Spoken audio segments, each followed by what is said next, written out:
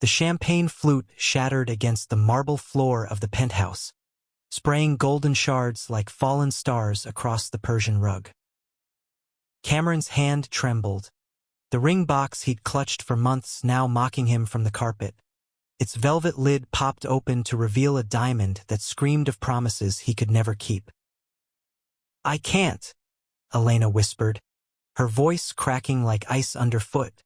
"Because loving you would kill the part of me that's finally free, and God, Cameron, you're not even seeing me. You're seeing the daughter your world demands."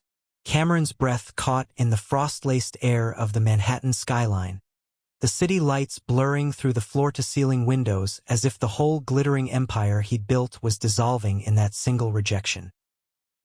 Christmas Eve, and the tree in the corner, adorned with ornaments worth more than most people's homes, mocked him with its twinkling indifference, while downstairs, the annual gala swirled on, oblivious to the wreckage of his carefully curated lie. He wasn't heartbroken over Elena. No, the ache clawed deeper, unearthed by her words, dragging to the surface the secret he'd buried under boardrooms and bourbon. The one man who'd haunted his dreams for years, the one he could never claim. It started 6 months earlier, in the humid haze of a July afternoon that clung to New York like a bad habit. Cameron Hargrove, 35 and heir to Hargrove Enterprises, a real estate behemoth that owned half the skyline, had returned from a soul-crushing merger in Dubai, his Armani suit rumpled, his mind a storm of numbers and betrayals. His father, the iron-fisted patriarch who'd built the empire on broken unions and backroom deals, had just dropped dead in a boardroom, leaving Cameron not just the fortune, but the weight of a legacy that demanded perfection. A wife, heirs, the whole heteronormative charade to keep the shareholders smiling.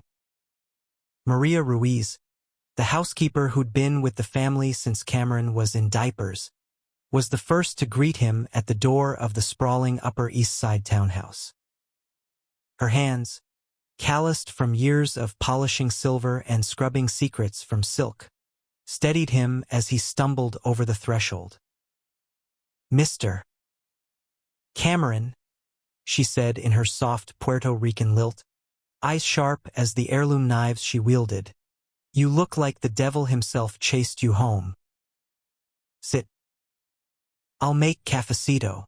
He collapsed onto the leather chaise in the library, the room that smelled of aged scotch and unspoken grief. Maria bustled away, but not before calling up the stairs. "Elena!" Then, "Mijo, your brother's home." Footsteps echoed, light and hesitant, and then she appeared, Elena Ruiz, 24, with her mother's dark curls cascading like midnight rivers, her figure curved in a simple sundress that hugged her like a second skin. She was Maria's daughter, the golden child who'd just graduated from Columbia with a degree in literature, interning at a non-profit downtown, worlds away from the Hargrove polish. Yet somehow, in that moment, she embodied the escape Cameron craved. Or so he told himself. Elena slid onto the arm of the chaise, her thigh brushing his accidentally, sending a jolt through him that he mistook for desire.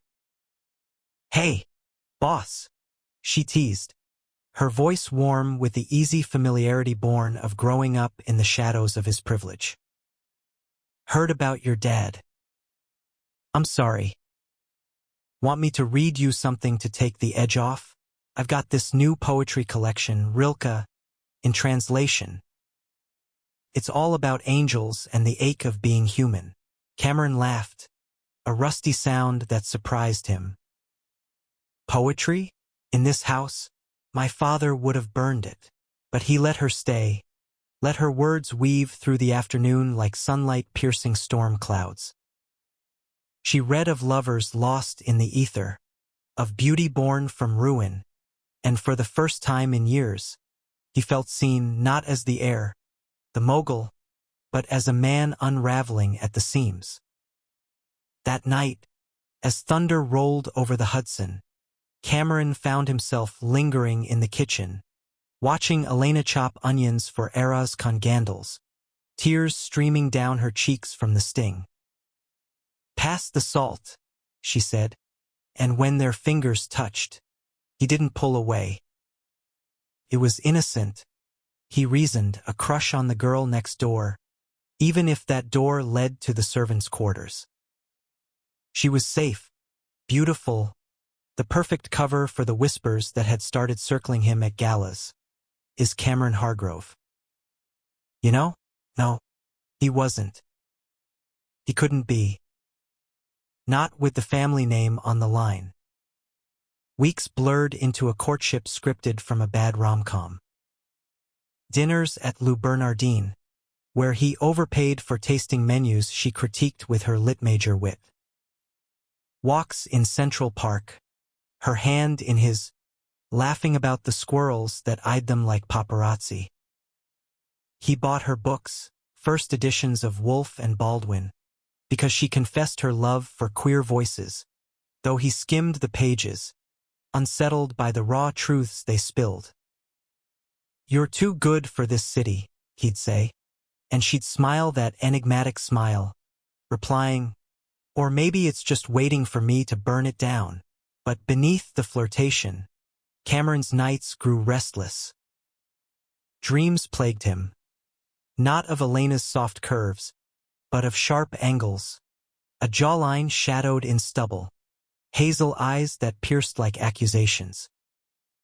He'd wake sweating, heart pounding, and bolt to the shower, scalding away the guilt.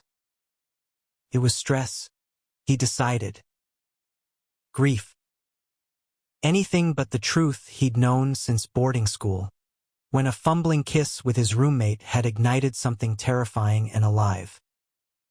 Enter Luke. Luke Ruiz, Elena's twin brother, the shadow to her light. Where Elena was all fire and verse, Luke was quiet steel, 24, an artist scraping by with freelance graphic design gigs. His tattoos hidden under long sleeves when he visited the townhouse to check on Mom. He rarely spoke to Cameron, but when he did, it was with a dry sarcasm that cut through the bullshit. "Nice tie," he'd say, eyeing Cameron's Hermes silk like it offended him. "Looks like it cost more than my rent." Cameron bristled at first, mistaking the barbs for resentment, the poor kid resenting the rich prick. But there was something else in Luke's gaze, a flicker of challenge that made Cameron's pulse stutter. One evening in August, as Elena dragged her brother to a Hargrove barbecue on the Hamptons terrace, ocean breeze carrying the scent of seared lobster, Luke cornered him by the infinity pool, a beer in hand, his linen shirt unbuttoned just enough to reveal the edge of a swallow tattoo inked across his collarbone. "You gonna marry her, Hargrove?" Luke asked, voice low, the party noise fading to a hum. His eyes, the same hazel as Elena's but sharper, like whiskey neat, held Cameron's without flinching. Cameron choked on his gin and tonic. "What? It's early. We're just seeing where it goes." Luke snorted, leaning against the railing, the sunset painting his skin in golds and crimsons. "Bullshit.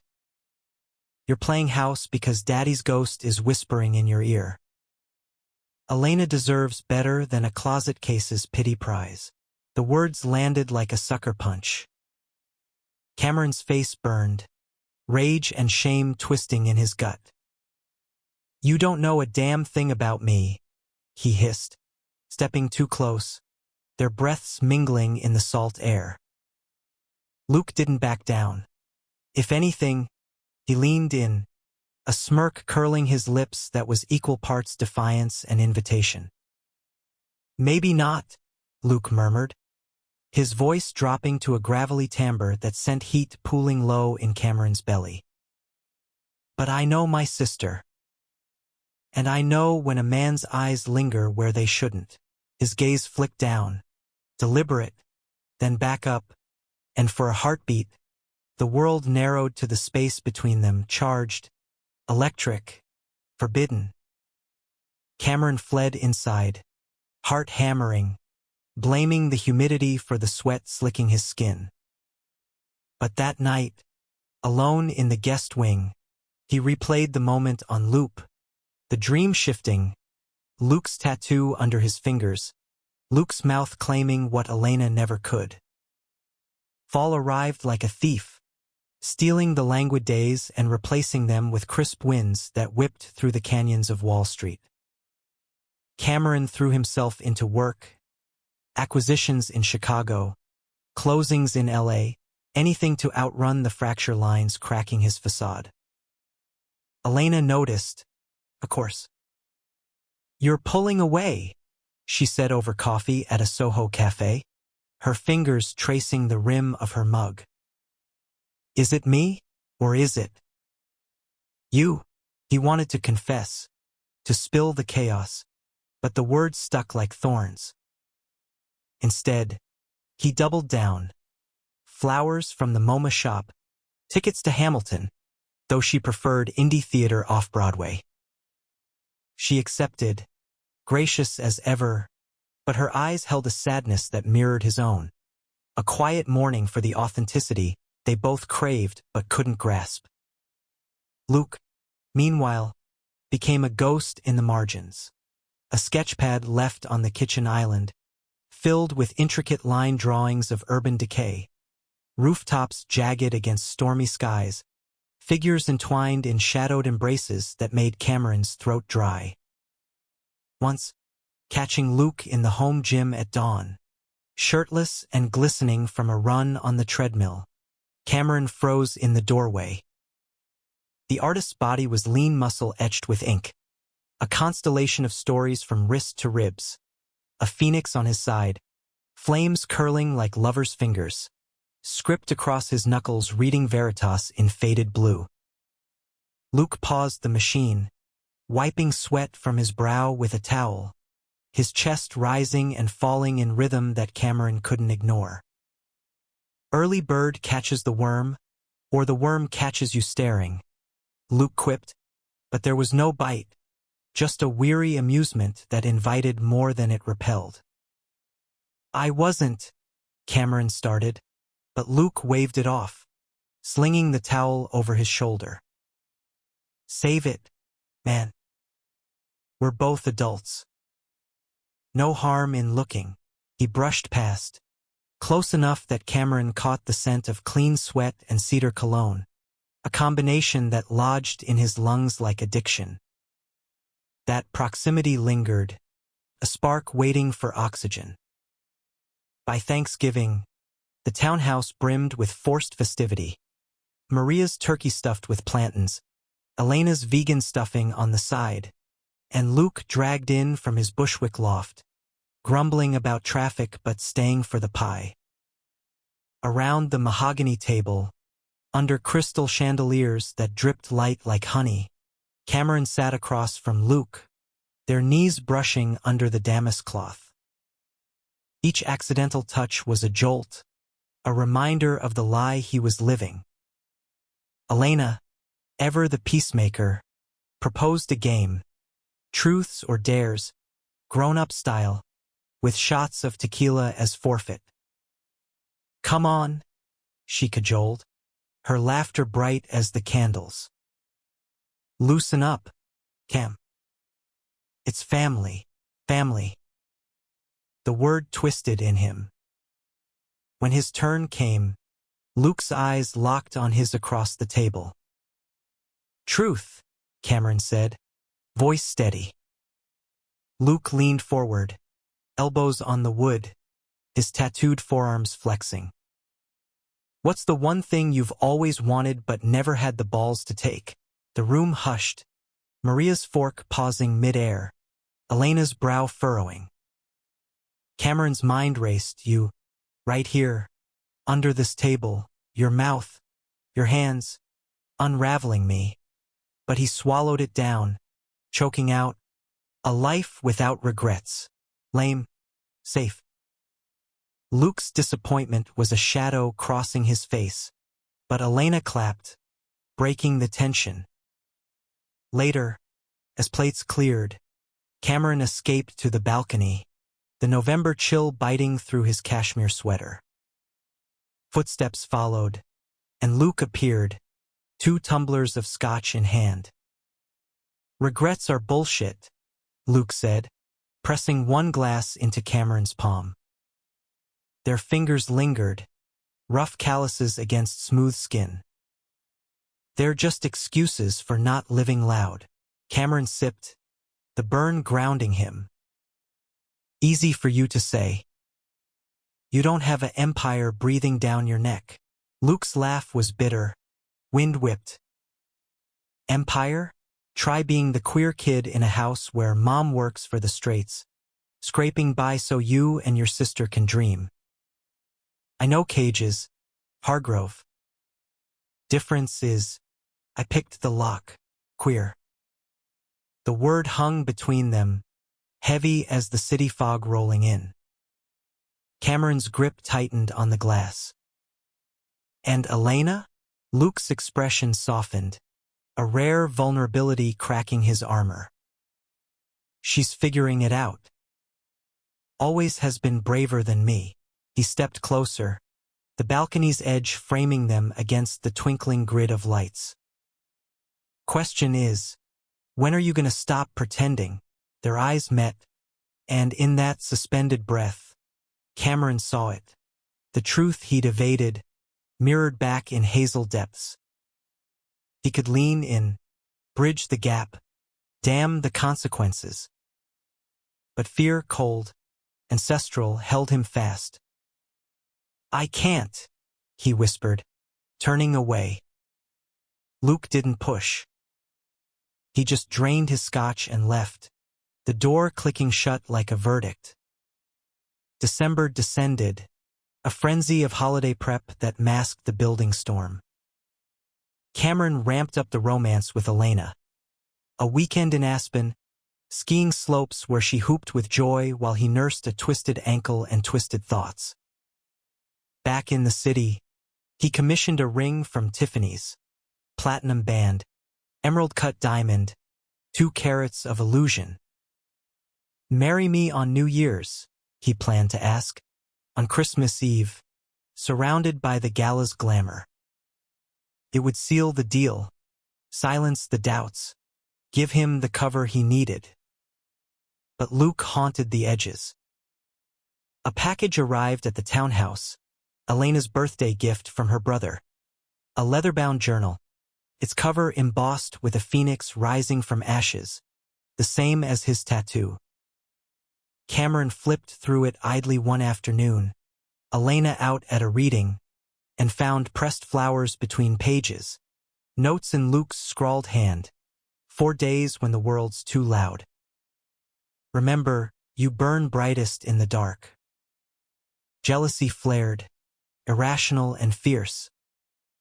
That night, at a fundraiser for the Met, black tie, champagne flutes clinking like conspiracies, Cameron spotted Luke across the room, uninvited but there as a +1 to some artsy friend. He looked devastating in a borrowed velvet blazer, hair tousled, laughing with a cluster of bohemian types. Their eyes met through the crowd, and Luke's smile faltered, replaced by that piercing stare. Cameron excused himself from a gaggle of socialites, weaving through taffeta and tuxedos until he reached him.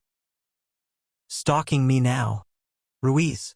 Luke arched a brow, sipping his wine. "Hardly." Elena mentioned the event. "Figured I'd see if the Emperor's new clothes fit." His gaze raked down Cameron's Tom Ford suit, lingering on the open collar. "They do."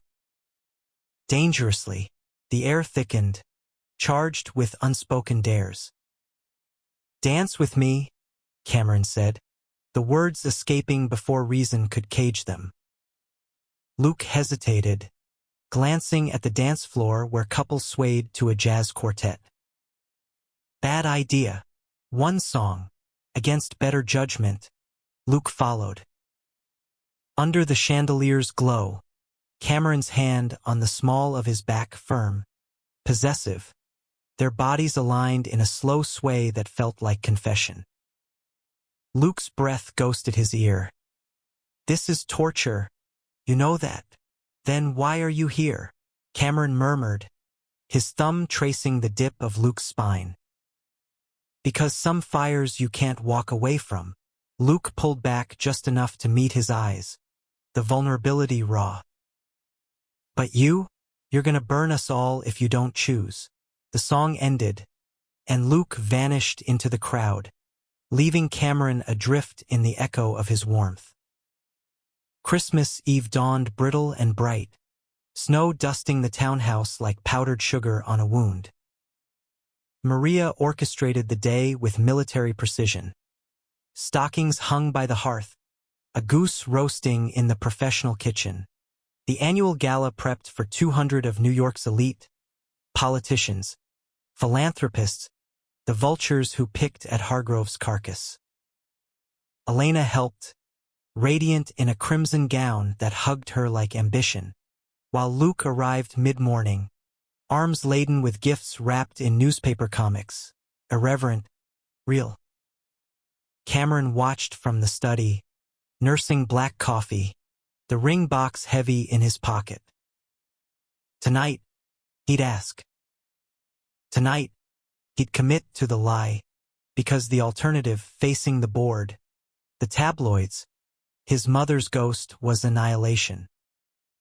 But as the afternoon waned, Elena pulled him aside in the solarium, poinsettias blooming blood-red around them.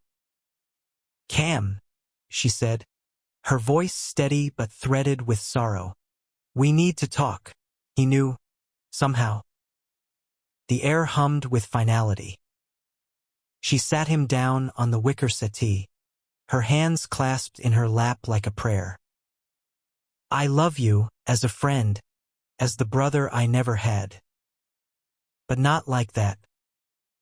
I can't marry you, because," she took a breath, ice fierce, "because I'm gay, Cameron. And pretending otherwise is suffocating me. I've been seeing someone, a woman from the nonprofit. It's real. It's me." The world tilted, relief and devastation crashing in equal measure. Relief, because he'd been saved from his own deception. Devastation, because her freedom highlighted his chains. "Elena, she squeezed his hand. "And you, God, Cam, I've seen how you look at Luke. The way your whole body lights up when he's in the room. It's okay. It's okay to want what you want." He pulled away, pacing to the window, snowflakes swirling like frantic thoughts. "You don't understand. The door burst open, Luke filling the frame, his face pale, eyes wild. He'd overheard, piecing it together from the hallway shadows. "She's right," he said, voice rough as gravel. "Stop hiding, man. For once in your gilded life, choose truth." Cameron whirled, fury rising like bile. "Truth? You think it's that simple? You waltz in here with your tattoos and your principles, judging from the cheap seats. My world doesn't bend for pretty artists with a chip on their shoulder." Luke flinched, but held ground. "Your world? This cage you built? Fuck that. I see you. Cameron, the man under the suit, the one who sketches in secret, who reads Baldwin and pretends it's for Elena. I see you, and He stopped, swallowing hard. "I've been waiting for you to see me back." The admission hung, fragile as frost. Cameron's heart thundered, the ring burning a hole in his pocket. Downstairs, guests arrived, laughter filtering up like smoke. "Not now," he whispered, torn between the life he knew and the one calling from the precipice. Luke's laugh was hollow. When, then, New Year's? When you're hitched and miserable. He stepped closer, close enough to touch, his hand hovering near Cameron's cheek. Or tonight, when the clock strikes 12 and the masks come off. Elena slipped out quietly, leaving them in the greenhouse's humid hush, poinsettias witnesses to the storm. Cameron closed the distance, his forehead resting against Luke's, breaths sinking in ragged harmony. "I'm scared," he admitted, the words a dam breaking. "I know." Luke's fingers threaded into his hair, gentle, grounding. "But fear's a liar." "Let me show you." Their lips met, tentative at first, then desperate, a kiss born of months of stolen glances and suppressed fire. It tasted of scotch and snow, of risk and revelation, Cameron's hands fisting in Luke's shirt, pulling him closer as if he could merge their worlds through sheer will. Luke responded with a hunger that matched his own, teeth grazing, tongues tangling in a dance more intimate than any waltz. But reality intruded. A knock at the door, Maria's voice calling Elena for photos. They sprang apart, flushed and undone, the moment fracturing like glass under pressure. "Go," Luke said, voice husky. "Do what you need to. But come find me after. If you want this, if you want us, I'll be waiting." Cameron nodded, dazed, straightening his tie as if it could iron out the chaos. The gala awaited, a glittering trap of small talk and schmoozing, but now every smile felt like a lie, every handshake a reminder of the fortune built on facades. As the evening unfolded, the townhouse transformed into a winter palace, icicle lights dripping from arches, a string quartet sawing out Carol of the Bells in the grand foyer, guests in Versace and vintage Chanel swirling like confetti in a snow globe. Cameron played the host with mechanical precision. Air kisses for socialites, backslaps for senators, toasts to new beginnings that tasted like ash. The ring box weighed heavier now, a talisman of the path not taken, tucked into his breast pocket like a guilty secret. Elena navigated the crowd with grace, her crimson gown a beacon, fielding congratulations on her engagement rumors with polite deflections. She caught Cameron's eye across the room, mouthing "You okay?" and he forced a thumbs up, the gesture as hollow as the crystal flutes clinking around him. Luke, true to form, stuck to the periphery, perched on a velvet ottoman near the bar, nursing a gin fizz, his blazer slung over one shoulder, shirt sleeves rolled to expose those inked forearms that now felt branded into Cameron's memory. Their kiss lingered on his lips, a phantom heat that made every glance across the room feel like foreplay. Luke met his eyes once, twice, a slow burn of promise and pain, before turning to chat with a curator friend, his laugh a knife twist in Cameron's gut. Midnight approached, the gala cresting toward its climax, the annual Hargrove toast, where Cameron would stand on the dais, microphone in hand, and proclaim the empire's unyielding future. Board members clustered like wolves, their whispers about succession growing bolder since his father's death. "Marry the girl, Cam," one murmured earlier, clapping his shoulder. "Stabilize the stock. Show you're one of us, one of us." The words echoed now as Cameron climbed the spiral staircase to the balcony overlooking the ballroom, the crowd a sea of upturned faces below. Snow lashed the windows, the city a blurred watercolor of lights and longing. He needed air, clarity, anything to steady the quake in his chest.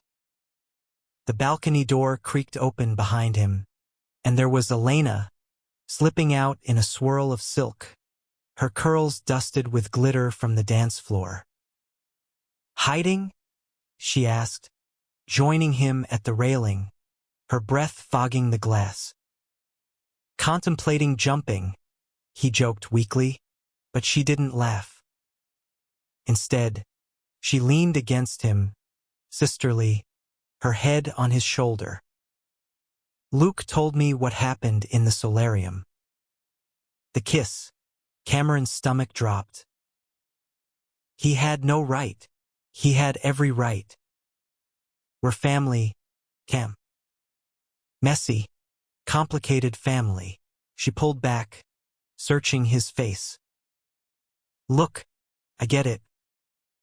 The pressure, the legacy, it's a monster. But marrying me, pretending, that'd be the real death sentence. For both of us." He rubbed his temples, the snow's hush amplifying the roar in his ears. "And if I walk away, the board, the press, they'll eat me alive. Hargrove Air comes out as queer on Christmas, stock plummets." Elena's eyes flashed. "Then let them. You're richer than God, Cameron. Buy your freedom. Or better yet, burn it all down and build something real." She paused, softening. "Luke's always seen you, the real you. Not the suit, not the empire. That's why he fights so hard.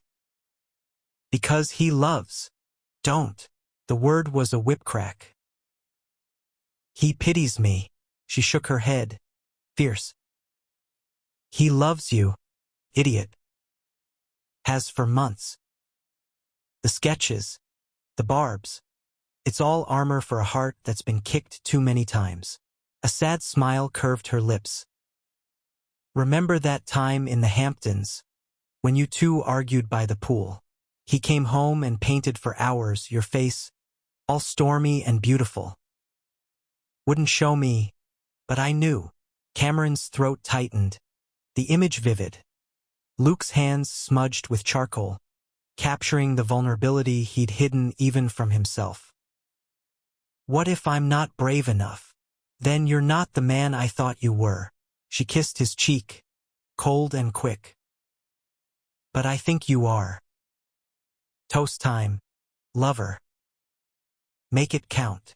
She left him there, the door snicking shut, and Cameron stared at the ring box in his palm, his facets catching the moonlight like tears.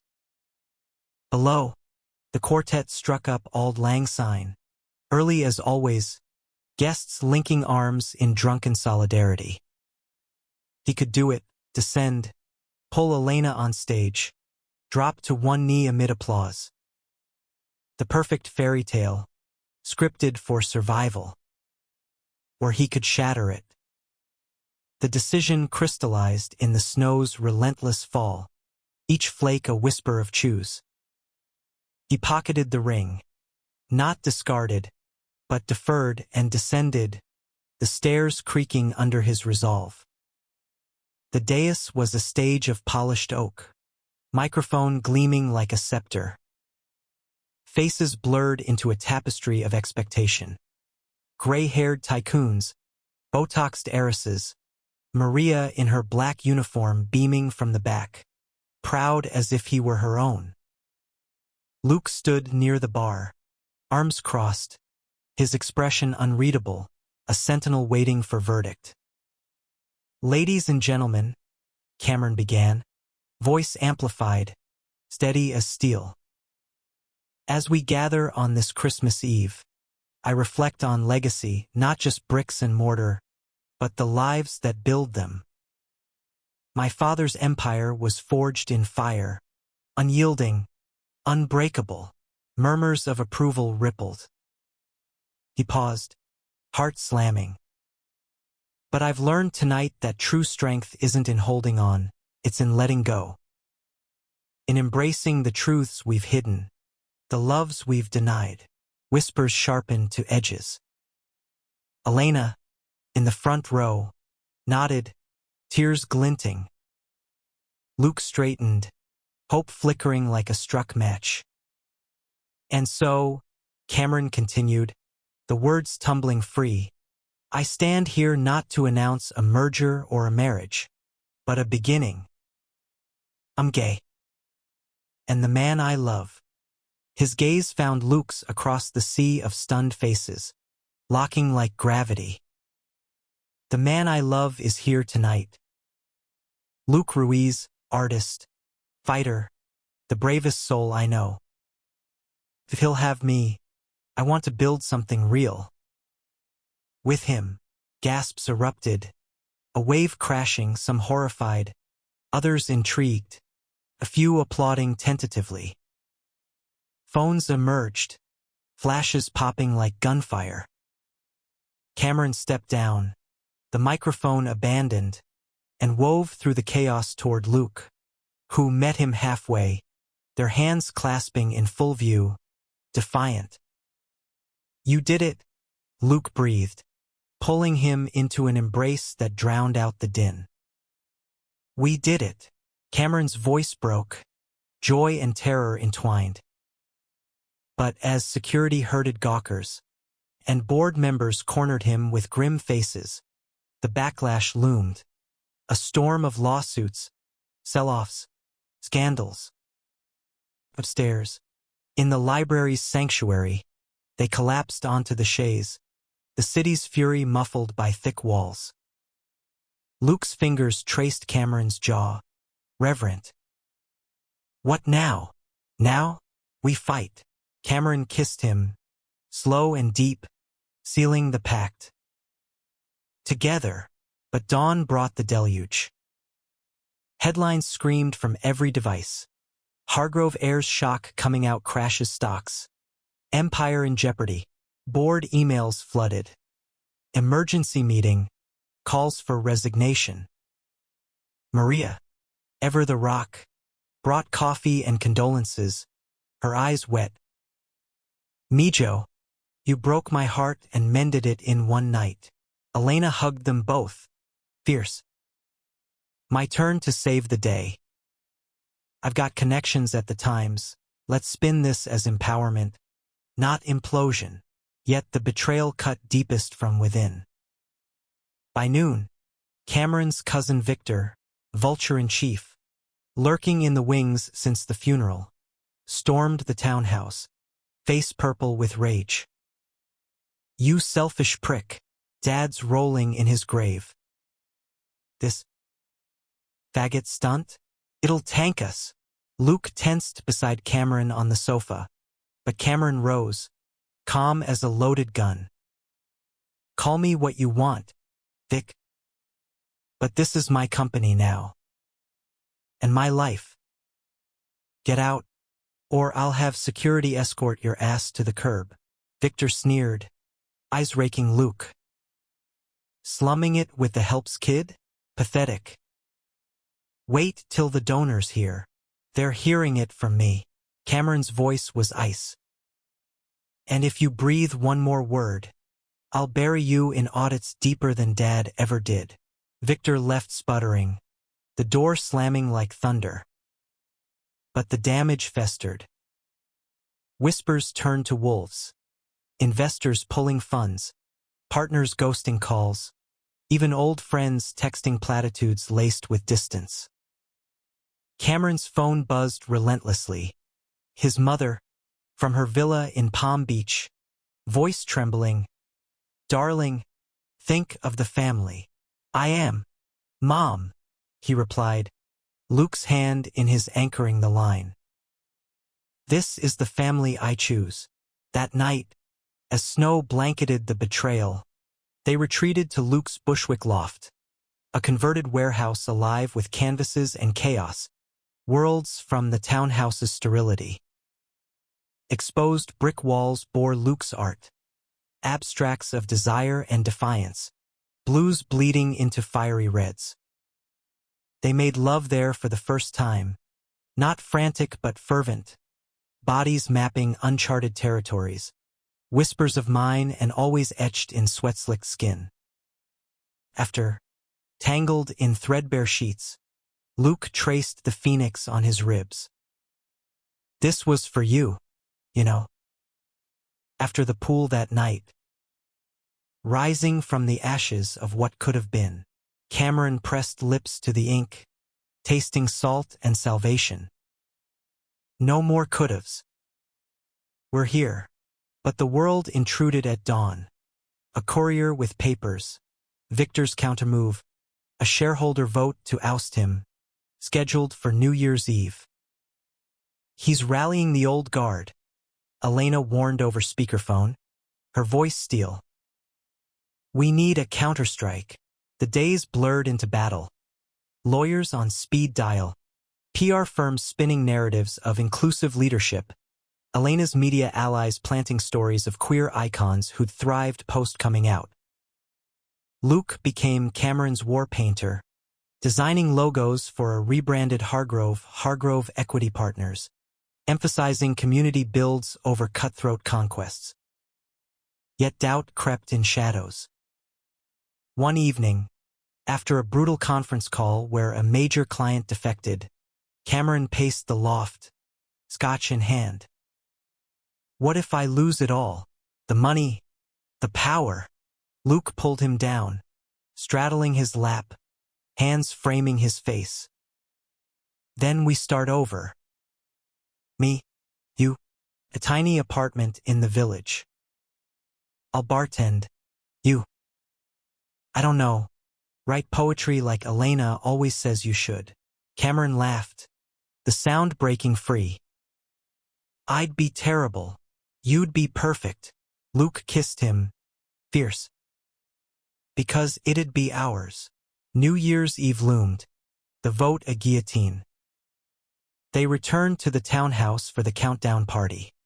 Smaller now, intimate, filled with allies. Elena's girlfriend, a sharp-tongued journalist, Maria's church friends, surprisingly supportive, even a few bored holdouts swayed by Cameron's pitch for ethical investments. As midnight neared, fireworks blooming over the skyline, Cameron stood with Luke on the balcony, arms wrapped around his waist. Whatever happens, he murmured, I choose this. Luke turned, hazel eyes reflecting the bursts of color. We win or we burn. Together, the clock struck, cheers erupting below. They kissed through the chaos, a vow louder than any ring. But the real climax waited in the boardroom shadows. January 1st, dawn breaking gray and unforgiving, Cameron faced the vote, 20 suits in leather chairs, Victor smirking at the head. Tensions crackled, accusations of recklessness, pleas for tradition. Cameron spoke last, voice raw. This isn't about me. It's about a company that builds homes, not just skyscrapers. Inclusive ones, for everyone, gay, straight, rich, poor. I've hidden too long. Now, I lead out loud. Join me, or step aside. Silence stretched, taut as wire. Then, a hand raised, Elena's mentor, a queer trailblazer on the board. Another. And another. Victor's face crumpled as the tally tipped. 12-8. Cameron retained. Elation surged, tempered by the cost. Severed ties, a portfolio halved overnight. But as they emerged into sunlight, Luke waiting in the lobby with coffee and a grin, Cameron felt lighter, unburdened, alive. Spring unfurled, the empire remade in fits and starts. Partnerships with LGBTQ plus nonprofits, lofts for artists in reclaimed warehouses. Cameron and Luke moved into a brownstone in Brooklyn, exposed brick, a studio for Luke's art, a desk for Cameron's quiet writings. Elena thrived, her own coming out a footnote in their saga, her book deal sealed with tales of fractured families mending. One evening, Under cherry blossoms in Prospect Park, Cameron knelt, not with a diamond, but a simple band of titanium, etched with veritas. Luke Ruiz, you broke me open. Marry me, not for show, but for us. Tears streaked Luke's face as he pulled Cameron up, kissing him breathless. Yes. 1,000 times. Their wedding was small, Maria's backyard in Queens. Summer heat thick with empanadas and vows exchanged in Spanish and English. No headlines, just love, raw, human, enduring.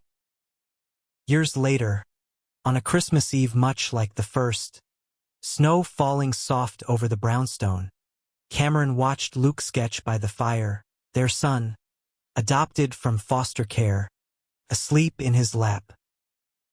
The empire, stabilized, expanded on truths, not lies.